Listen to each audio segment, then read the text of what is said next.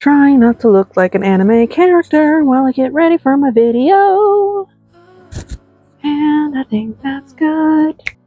Okay, so wow, I got a lot of comments on my last video and everything. A lot of people asking me to cut the dead air and to also lower the volume of the music, so I'm going to try and do that in this video.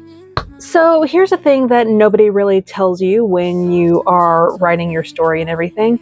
After you get done with all of your world building characters and basically have a starting plot line that you can sort of branch out with as you're writing, nobody tells you how many drafts that you end up going through. For me, I will typically keep it down to maybe 10 or 15 drafts, and that is basically just me just doing edits, adding stuff, taking stuff out, the whole shebang. But here's the thing, why are there so many drafts when you're writing your book? Hopefully today I will be going into what makes a draft and typically how many drafts that there are when you do a story, and also tell you how I see books when it comes to drafting. This is Kathleen Lyons here at the Magic Library, and today we are talking about the anatomy of your story and why are there so many drafts?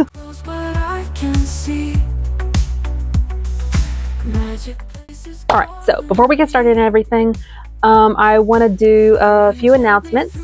First off, I am going to be selling at Foothills Festival in September on the 12th and the 13th.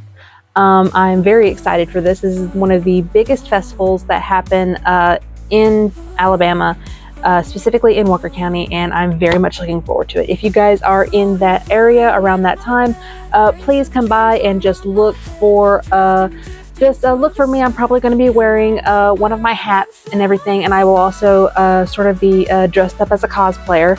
So definitely go and try to find me there. And of course, as you know, I'm also doing the Foothills Book Fest in October on the 11th. It is a free event. Actually, both events are free. And I will be selling books, I will be selling merch boxes, I will also be selling stickers, prints, and also some other goodies and everything. I'm very much looking forward to it. And with that out of the way, let's get on into the video. So I started this entire video with the question of basically what is the anatomy of a story and what does that mean? And particularly it has to do with how many drafts that you go through and what changes with each and every draft. I actually did a video about this the first time around when I was first starting up my channel, so I thought I would sort of rehash some information and also add some new things that I've learned while also keeping this mindset. And I also brought this topic up when I was doing a writing workshop earlier this year for a class of middle schoolers that were very interested in writing and everything. I am hoping to actually bring it up again if they decide to have me back for the workshop. I'm still very much looking forward to doing that. So what is the anatomy of a story? I sort of came up with this system while thinking in my mind that books are basically your children, and how you build them and nurture them to where they can actually be published is basically how you raise a child, in a sense. Story-wise, there are technically 3 levels of drafts that I like to talk about. Your first draft is the bare bones draft for your story. It's basically you getting all the ideas out and what basically you want happening in your story. This is very much your first draft. This is one of those ones where it's like it's okay to make mistakes and you write stuff down knowing that even later on you're probably going to end up changing it. I think the first draft actually scares a lot of people when it comes to writing. Specifically because it's like they have it in their minds that they have to be perfect. And I've brought this quote up before, Ernest Hemingway saying the first draft of everything is crap. And that is very much a paraphrased version of it. The second stage is muscles and organs. And muscles and organs are basically the added details that you want to put into the story to make it, to flesh it out and to basically make it make sense. The muscles and organs draft isn't just one draft. It's typically your second draft all the way till the second or third draft before you go in for the final touches.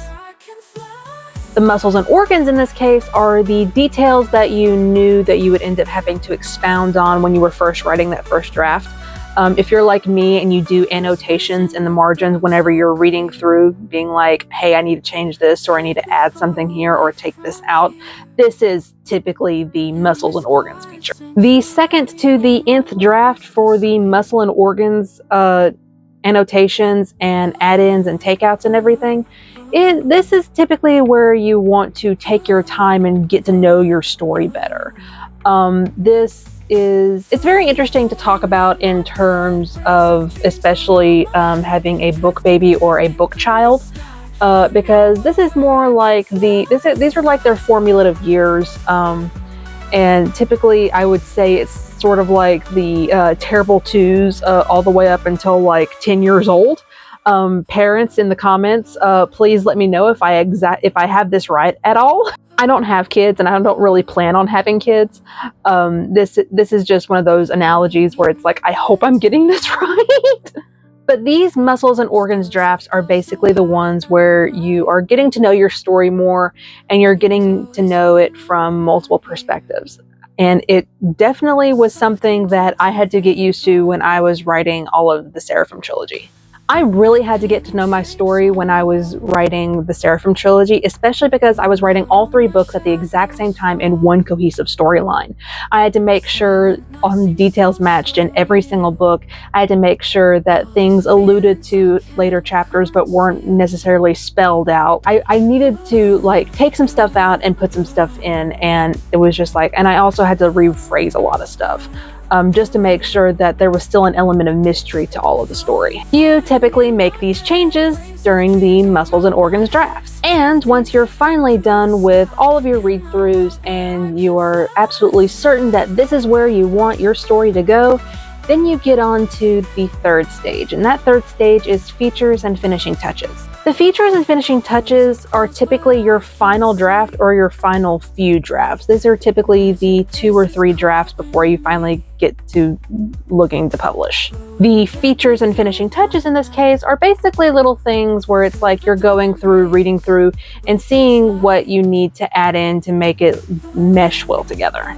A bit of a disclaimer, the final draft isn't always necessarily perfect. You will sometimes read through it months or even years later and be like, oh, I should have changed this, or I should have done this. And trust me, I have had this mistake happen to me many, many times. But as I would like to make sure that everybody knows, writing a story is not something that you can technically rush through. It is something that takes months and months, maybe even years. A typical written book for me is that I will write it out and I will get it published within 9 months. And that's just me. It's primarily because I hyperfixate on everything, but I will get onto that in a much later video. Right now, we're still talking about the anatomy of a story. Your features and finishing touches are basically little tidbits or little things that you have noticed that you absolutely want to change. It may be a grammar mistake, it may be a certain word. It's just they're not huge changes, they're like little minute ones, the little details that give your story that little unique feature that will draw people in. Now, when it comes to drafts and everything, here are some things to remember and also some tips and tricks that have helped me when I'm doing the self-editing process and when I'm going through trying to figure out what I need to do and what I need to change. One thing to remember is this. Even with a final draft, there are still some changes that can be made, but they're not as intense before. And I know sometimes that those changes can be like very, very intimidating. This is me giving you permission to sort of go at it in stride and make sure to sort of conquer that intimidation. One tip that I really need to utilize is this. If you are ever feeling stuck, have a friend that you trust do a read through of whatever draft you're on and have them give honest feedback. For the Seraphim trilogy and everything, specifically Seraphim Requiem, I actually had my friend do a read through of the like 4th draft. That was before I finally got to my final draft. And I will say this, he almost made a drinking game of it because of how many times I mentioned one particular phrase. And oh, trust me, he's going to absolutely hate the name of my next book, because it's the companion novel to Arborea Lux, and it is that one two-word phrase. Oh, he's going to hate it so much. Yes, Hunter, I am talking to you specifically, and and it is very much going to be hilarious when you see how I've done this book. Do not be mad at me, but I hope you enjoy it either way. Alright, so I don't know why this little tip works, but it most definitely does, and I highly recommend that you do it with your own writing. And the tip is this: read your writing aloud. You'll find mistakes when you hear it coming out of your mouth a whole lot better than you would be just like reading it on the page. And it's very creepy how it works. Seriously, I don't know how it works. I don't know why it works.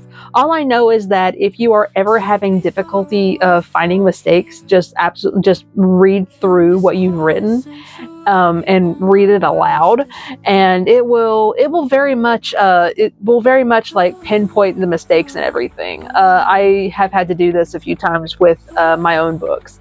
In fact, when I actually first I believe I did a magic library reading hour. I used to do that when I first started the channel, and I actually read the first chapter of my book. I read so many mistakes, and I was like, oh my gosh, I'm reading this for a video on stream. I was mortified, but it's like, huh, that's a very interesting little trick. Those were all the tips and tricks I have for this video and talking about the anatomy of a story. But I will be doing another video later on that talks about some very unconventional tips that I have found helps when it comes to self-editing and also just editing in general. And it's very, very interesting, and I cannot wait to get to that video. Going back to the main subject of the video, the anatomy and everything, a book is very much like your own child. It is something that you have cultivated from a single idea into this just incredible story that has expanded into its own world, and it very much needs nurturing. When it comes to writing your book, please, please, please take your time with it. Do not rush the process. One, because rushing yourself means that you're sort of putting it in the mindset of, this is not something I'm doing for fun. I'm doing it to get it out of the way, and that's never really a healthy mindset, especially when it comes to creative hobbies like this. But I am curious for some of the writers and authors in my audience, what are some tips and tricks that have helped you? Put them down in the comments below. Who knows, maybe I'll put them in the next video, especially this video talking about the unconventional tips and tricks. That's going to be a very interesting video for me to do. But I do believe that is going to be it for this video. Thank you guys so much for watching till the end. Thank you guys so much for watching and everything. If you guys have not already, please like, comment, and subscribe. And also ring the bell for more notifications, just because I'm going to try to do a video every single week and try to post it either on Friday or on Saturday. I got a lot of people actually commenting on Saturday and Sunday, so I may do it over the weekend. But Friday is most definitely going to be like my benchmark deadline for posting videos. If you guys are interested in my books or everything, you can find them on Amazon. I have links to those down below. And also I have an online shop on my website that has the books signed and also some little merch and art stuff. So yeah. I'm actually coming up with merch box sets for Arborea Lux, and for the Seraphim trilogy you will get a signed copy of the book and or books, and you will also get a set of art prints, 2 bookmarks, and a sticker pack. And I'm very much looking forward to actually selling those at the Foothills Festival and also at the Foothills Book Fest. It's going to be exciting. I also have a Printify store where you can go and buy stuff that is print on demand. I've got hoodies, I've got shirts, I've got sweatshirts. I also have some mugs that I'm doing as well. But I've got some of my older designs on there from the first time I launched the store and some of the newer designs. I'm very much looking forward to seeing if anybody is interested in getting some of those. I will say this, I am actually going to be taking some of those older designs and I'm actually going to be making them into exclusive stickers for the merch boxes that I'm selling at Foothills Festival and also Foothills Book Fest. And maybe I'll even sell them at conventions. I'm looking forward to doing some research and to seeing if I can do conventions as well. If you've not already, please follow me on all of my other socials. I have them down in my link tree down in the description below. And I hope to grow this platform more. I'm hoping to do just a lot more talking about my books, and I'm also hoping to get more to doing more art videos. I am actually going to be drawing some of my characters in my style and seeing how I can do that. And I'm also thinking about maybe doing maybe the first few chapters of Arborealux as a webcomic. But I think that is going to be everything. Thank you guys again for watching. This has been Kathleen Lyons here at the Magic Library, and I will see you guys in the next video. Bye guys! Till the dawn breaks with its light. Ooh.